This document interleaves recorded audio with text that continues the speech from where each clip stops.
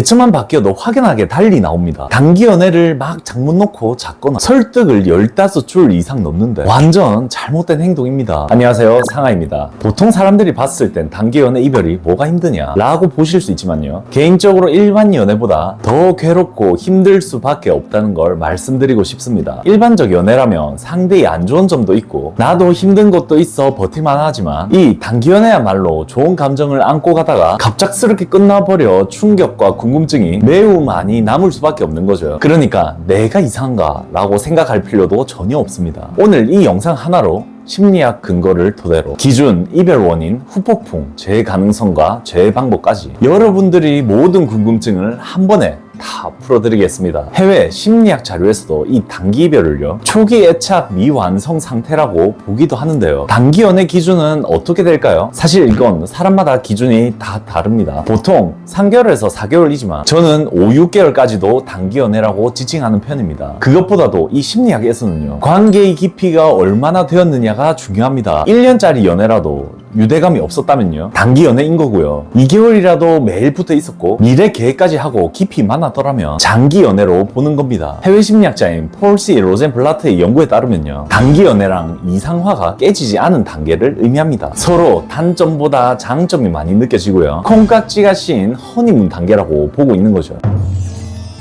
단기 연애의 이별 원인은요, 생각보다 정말 다양한 패턴을 보입니다. 대표적으로 나타나는 걸 말씀드릴게요. 상대방이 전 애인과 헤어진 지 얼마 안 되었고 안식처를 찾은 경우, 이건 상대방과 이전 사람과 헤어진 지 3개월이 넘지 않은 경우를 의미합니다. 또한 생각보다 나와 불타오르듯이 너무 행복한 듯이 나를 정말 최고의 애인으로 칭하듯이 나타났는데 이별에 대한 아픔의 보상작용으로 안식처로 느끼는 경우가 많아서 조금 마음이 회복되면 나에 대한 재평가가 일어나면서 갑작스럽게 헤어지게 됩니다. 결혼감이 아니거나 특정 목적 의식을 갖는 경우입니다. 주로 결혼이죠. 자기가 바라는 이상적인 가치관이나 결혼감에 부합하지 않으면요, 좋아하더라도 안 맞는 부분 때문에 마음이 더 커지기 전에 이성적으로 판단하여 헤어집니다. 흥미 위주 패턴 연애주의자입니다. 금사빠와 관련이 있을 수도 있죠. 주로 이 사랑의 콩깍지 때문에 초기 단계를 아주 즐겨하는 사람들이 있는 거죠. 이런 구조는 조금이라도 관계의 흥미가 잃게 되면요, 점점 거리두기와 행동 패턴이 달라지면서요, 관계가 순식간에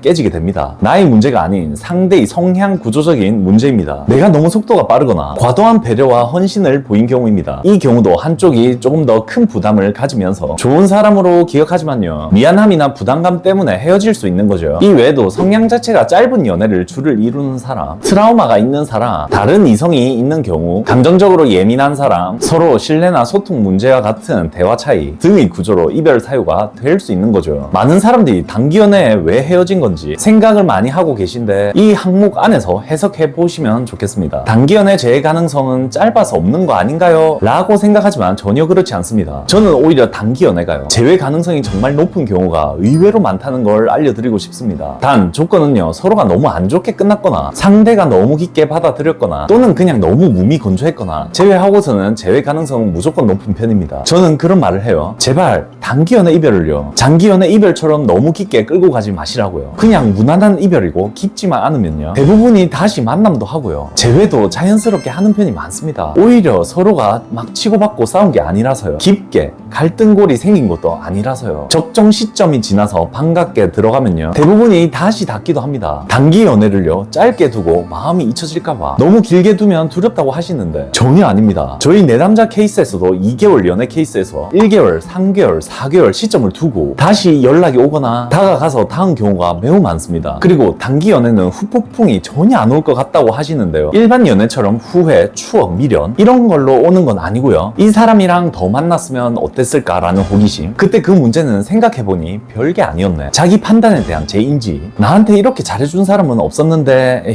아쉬움으로 인해서 후폭풍이 일어나는 겁니다. 단기 연애의 재해 방식은요, 조금만 액션을 바꿔줘도 크게 바뀌었다고 인지합니다. 그래서 초기 대처나 추후 들어갈 때 대처만 바뀌어도 확연하게 달리 나옵니다. 단기 연애를 막 장문 놓고 잡거나 설득을 15줄 이상 넘는데 완전 잘못된 행동입니다. 단기 연애는 단기 연애답게 산뜻하게 가셔야 합니다. 안 그러면 큰 문제로 인지가 되어서 영영 더 힘들어집니다. 그게 제가 곁에서 보면 제일 안타깝습니다. 상황별로 알려드리면요, 예를 들어 첫 번째 사항, 안 맞는 단점이 확 부각되어서 갑작스럽게 헤어진 경우라면요, 최소 노컨택은 가져가는 게 좋습니다. 15일에서 30일 이상은 가져가시고요, 추후 변화를 도모해 주셔야 합니다. 내가 오해했던 부분은 사실 이러이러했다, 내 덕분에 내 습관을 들여다보고 더 나은 습관을 갖게 되었다, 고맙다 라는 식으로 인사를 보이면서요, 이러한 변화 여지를 보여주면서요, 다시 말을 걸면 쉽게 풀리게 됩니다. 두 번째 사항, 사실 그냥 연인 사이에 일어나는 사소한 감정 표출이나 서운함, 아니면 사소한 의견 차이로 인한 스트레스, 즉 큰 문제가 아닌 경우들은요, 이 구조들이 단기연애 재해가 꽤나 많습니다. 어느 정도 회복기가 지나서요, 가벼운 안부 형식으로 가는 게 좋긴 합니다. 밝게 활기찬 느낌으로 가는 게 재회에 도움이 됩니다. 또 추가적으로 넣어야 될 게 있다면요, 좀 더 성숙해지는 계기가 되었다, 좋은 의미나 기회가 되었다 라는 식으로 분위기를 유도해줘야 합니다. 세 번째 사항은요, 흥미나 설레는 감정과 같이 그런 게 식어서 헤어진 경우들은요, 리브랜딩이 되셔야 하는데, 보통 노컨택을 하면서 SNS 프로필 사진만으로도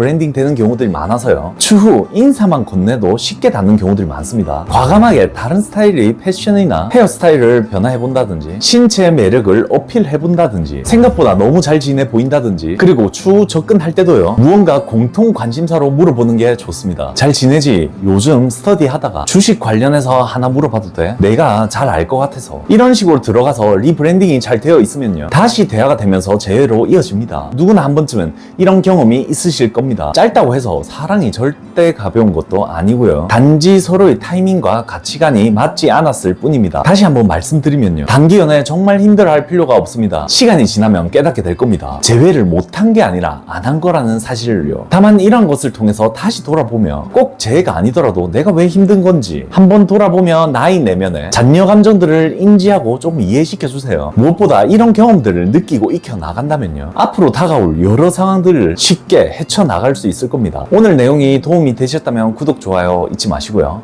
혹시나 궁금한 점이 있으시면 아래 댓글로 남겨주시면 제가 다 답을 드리겠습니다. 이상 상하였습니다. 감사합니다.